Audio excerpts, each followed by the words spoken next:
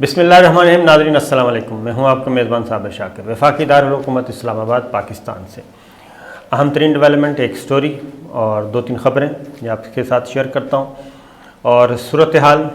क्या बनती जा रही है, मामलात उसी तरफ जा रहे हैं जिनका मैंने आपको कुछ दिन पहले बताया था। जहांगीर तरीन ग्रुप अब ज़्यादा मुनज़्ज़म होता जा रहा है और ज़्यादा मुनज़्ज़म अंदाज में अब अपने हदफ़ की तरफ बढ़ रहा है और उसके हदफ़ अब सियासी होते जा रहे हैं। सियासी अहदाफ की तरफ जहांगीर तरीन ग्रुप बढ़ रहा है और ये शुगर क्राइसिस अब मुझे कम लग रहा है और पॉलिटिकल क्राइसिस ज़्यादा लग रहा है। इस पे वज़ीर-ए-आज़म इमरान खान क्या सोच रहे हैं, क्या वो कंप्रोमाइज़ करेंगे या नहीं, और उनको उनके रफ़क़ा, उनके दोस्त, उनके मुशीर क्या बता रहे हैं, और ख़ास तौर पे इंटेलिजेंस इदारे क्या रिपोर्ट कर रहे हैं कि जहांगीर तरीन का ग्रुप और अब वो एक बाकायदा तौर पे सियासी ग्रुप बनता जा रहा है, बन चुका है, वो उनके अज़ाइम क्या हैं और वो करना क्या चाहता है। सूरत हाल ये है लेटेस्ट कि कल जहांगीर तरीन साहब की अदालत में पेशी थी और ज़मानत में तोसी के लिए वो आए थे और उनकी ज़मानत की दरख्वास्त जो है वो चल रही है। अबूरी ज़मानत में 3 मई तक तोसी कर दी गई है। अभी तक वो इस पॉलिटिकल प्रेशर की वजह से जो उन्होंने एक बना लिया है, अभी तक वो ज़मानत पर रिहा हो रहे हैं, चल रहे हैं और अबूरी ज़मानत में तोसी हो रही है। और FIA जो है वो अब उस तरीक़े से वो आगे नहीं बढ़ रही बल्कि आहिस्ता आहिस्ता आगे बढ़ रही है और अबूरी ज़मानत में तोसी की जो दरख्वास्त है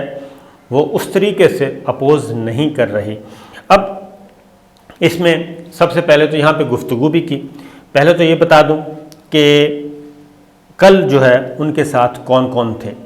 और उसके बाद में अगले सियासी अज़ाइम, क्योंकि अब वो धमकियों की तरफ पहली दफ़ा उन्होंने सियासी तौर पे धमकी दी है इस्तीफ़ों की, और अगर वो इस्तीफ़े देते हैं तो क्या होगा, और उनकी कुछ और स्ट्रेटजी भी है। और ख़ास तौर पे वो स्ट्रेटजी ये चल रहा है अप्रैल का महीना और मई में बजट पेश किया जाएगा और बजट सेशन में जहांगीर तरीन का ग्रुप जो है वो बहुत इम्पॉर्टेंट हो जाएगा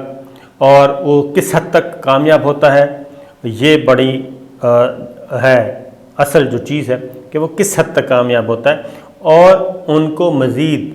कितनी पजीराई मिलती है। 1 माह का वक्त है, वो आहिस्ता आहिस्ता अपने उसी मंजिल की तरफ जा रहे हैं। और पहले राजा रियाज साहब थे, अब इसहाक खाकवानी साहब भी आ गए हैं, वो भी फ्रंट फुट पे खेलना शुरू कर दिया है और जहांगीर तरीन ने भी थोड़ी सी गुफ्तगू की है, वो भी काफ़ी बड़ी क्लैरिटी पाई जाती थी और कॉन्फिडेंट नज़र आ रहे थे। क्या वज़ीर-ए-आज़म इमरान खान इस सारी सिचुएशन से, इस सारे बहरान से, आने वाले बहरान से वाकिफ़ हैं? ये भी एक इस पे भी बात करेंगे। तो उनके साथ कौन कौन थे जी? उनके साथ MNA राजा रियाज, ओन चौधरी, वज़ीर-ए-आज़म इमरान खान के वो किसी ज़माने में बहुत ही मोतमद ख़ास होते थे, ओन चौधरी उनके साथ थे जी। चौधरी मंजूर, खुर्रम लगाई, सूबाई वज़ीर मलक नोमान लगड़ियाल, MNA ख्वाजा शिराज, मुबीन आलम अनवर, समी गिलानी, MNA फैज़ुल हसन शाह। मजमूई तौर पर 21 MPA, 6 MNAs और 2 वज़रा जहांगीर तरीन के हमरा थे। और केस की समाअत जहांगीर तरीन के बैंकिंग कोर्ट के जज ने की जी और जहांगीर तरीन, अली तरीन, राना नसीम और आमिर वारिस अदालत में पेश हुए। जो भी आर्गूमेंट्स होने थे वो हुए, क्योंकि अब ये मुकदमा मेरे ख़्याल में इतना इम्पोर्टेंट अहम मुकदमा नहीं रहा, शुगर क्राइसिस अहम नहीं रहा, बल्कि इसके बतन से जो पॉलिटिकल क्राइसिस पैदा होने जा रहा है वो ज़्यादा इम्पोर्टेंट हो जाएगा। और ये इसके अलावा MNA जो राजा रियाज हैं उन्होंने मीडिया से गुफ्तगू भी की और फिर बाकायदा तौर पे जहांगीर तरीन के रिहाइशगाह पे इनका इजलास भी हुआ और ये तमाम के तमाम MPs MNAs جو کہ ٹوٹل تعداد 40 بتائی گئی ہے، اور 40 ارکان پارلیمان قومی اسمبلی اور صوبائی اسمبلی مجموعی طور پہ پنجاب اسمبلی کے اور قومی اسمبلی کے ارکان، اس میں وزراء بھی شامل ہیں، انہوں نے باقاعدہ طور پہ وزیر اعظم عمران خان سے ملاقات کا وقت بھی مانگا ہوا ہے۔ اس طریقے سے اب یہ 40 MNAs اور MPs PTI کے آ چکے ہیں، ایک فارورڈ بلاک کہہ لیں ان کو،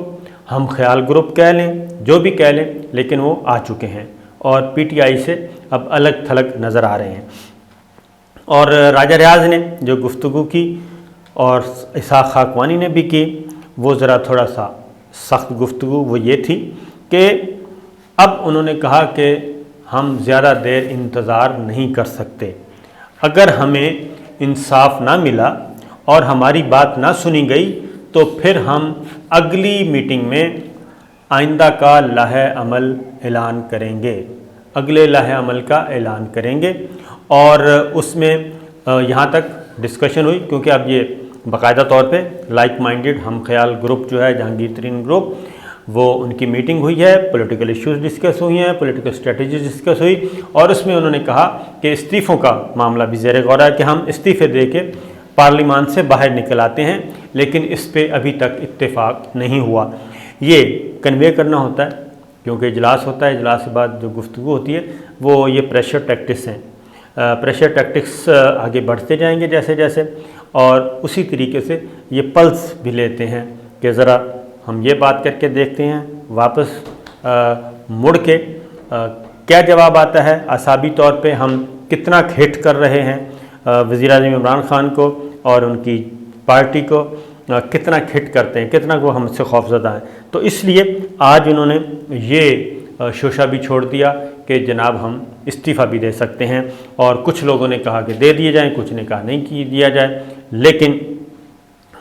اور اسی کے طریقے سے ایک اور چیز بھی سن لیں کہ جہانگیر ترین بھی بولے، اور انہوں نے کہا کہ یہ معاملہ FIA کا نہیں ہے، یہ security exchange commission of Pakistan کا معاملہ ہے، ہم بزنس مین لوگ ہیں، ہم کاروباری لوگ ہیں۔ پھر انہوں نے کہا کہ جناب میں تو پہلے زراعت کی طرف آیا اور اس کے بعد بزنس کی طرف آیا، انڈسٹریز کی طرف آیا، اور اس کے بعد میں پولیٹکس میں آیا، لہٰذا میری کردار کشی مت کی جائے۔ اور انہوں نے یہ بھی کہا کہ کردار کشی جو ہو رہی ہے وہ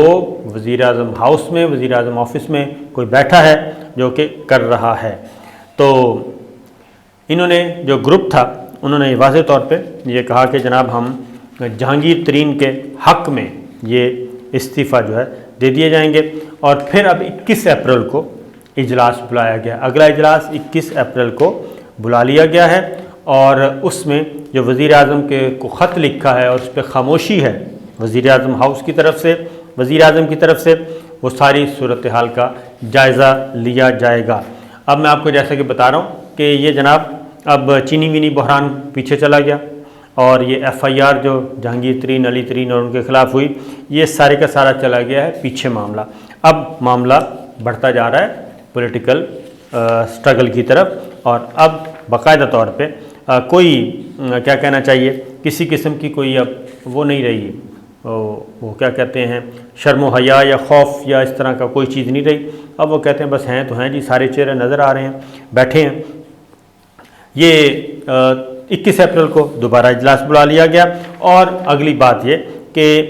3 مئی تک آپ کو ذہن میں رکھیے گا کہ 3 مئی تک عبوری ضمانت منظور ہو گئی ہے، اور 3 مئی تک اب ان کو کوئی فکر نہیں ہے، 3 مئی تک وہ یہی کام کریں گے۔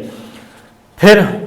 جہانگیر ترین نے اپنے خلاف الزامات، چینی شینی والا معاملہ جو ہے وہ انہوں نے کہہ دیا کہ جناب اس پہ کوئی نہیں ہے ایسی بات۔ پھر ایک اور بات بھی کہی گئی، اور وہ یہ کہی گئی کہ جناب عمران صاحب بات کو آگے مت بڑھائیں۔ یہ جملہ ذرا غور سے سنیے گا کہ عمران خان کو کہا جا رہا ہے، وزیر اعظم کو، کہ عمران صاحب بات کو آگے نہ بڑھائیں، انصاف نہ ملا تو فیصلے پر مجبور ہوں گے۔ اب ان کے جو لیڈر ہیں وہ آتے جا رہے ہیں، راجہ ریاض اور آج اسحاق خاقوانی، ان کے بعد راجہ ریاض اور اسحاق خاقوانی دونوں آ گئے ہیں، اور راجہ ریاض جب گفتگو کرتے ہیں تو ان کے ساتھ MPs MNAs بھی موجود ہوتے ہیں اور جہانگیر ترین بھی موجود ہوتے ہیں۔ اب جو بات جہانگیر ترین نے خود نہیں کہنی ہوتی وہ راجہ ریاض کے ذریعے کہلواتے ہیں۔ اور اب اس کا ہوگا کیا، آگے بڑھتے ہیں جی۔ ہوگا یہ کہ یہ گروپ آگے بڑھے گا، اور یہ بات ذہن میں رکھیے کہ اب دو ہی صورتیں ہیں کہ وزیر اعظم عمران خان جہانگیر ترین کے خلاف یہ جو مقدمہ ہے یہ کسی بھی طریقے سے وہ واپس لے لیں، ایف آئی اے کو کہہ دیں کہ جناب بس کریں، کافی ہو گئی۔ اور اگر وزیر اعظم عمران خان ایسا نہیں کہتے، جو کہ زیادہ امکان یہی ہے کہ وزیر اعظم عمران خان اب تک ڈٹے ہوئے ہیں اور وہ اس کو سیریس نہیں لے رہے، وزیر اعظم عمران خان جہانگیر ترین گروپ کو حسب معمول سیریس نہیں لے رہے، اور وہ یہی کہہ رہے ہیں کہ جناب قانون کی حکمرانی ہوگی، اور اگر حکومت جاتی ہے تو چلی جائے، مجھے کوئی پرواہ نہیں۔ اب وہ ہر بات پہ وزیر اعظم یہی کہتے ہیں، جب بھی کوئی کرائسس آتا ہے وہ کہتے ہیں حکومت کو خطرہ ہے، آپ کے پاس نمبر پورے نہیں ہیں، تو وہ کہتے ہیں جاتی ہے تو چلی جائے، حکومت نئے الیکشن کروا لیں گے۔ شاید وہ یہ سمجھتے ہیں وزیر اعظم عمران خان کہ اسٹیبلشمنٹ جو ہے ان کے پاس کوئی اور آپشن نہیں ہے وزیر اعظم عمران خان کے علاوہ، اور اسی اسیسمنٹ پہ وہ کھیل رہے ہیں۔ کیونکہ ذہن میں رکھیے گا کہ پاکستان مسلم لیگ کاف، G D A, M Q M, B N P Mengal, یہ سب ایون سید یوسف گیلانی جیت گئے، تو اس کے بعد بھی تو وزیر اعظم عمران خان کیوں فرنٹ فٹ پہ کھیل رہے ہیں؟ وہ کہتے ہیں کہ اگر پتہ چل جائے گا، کیونکہ یہ گفتگو کرتے رہتے ہیں اپنے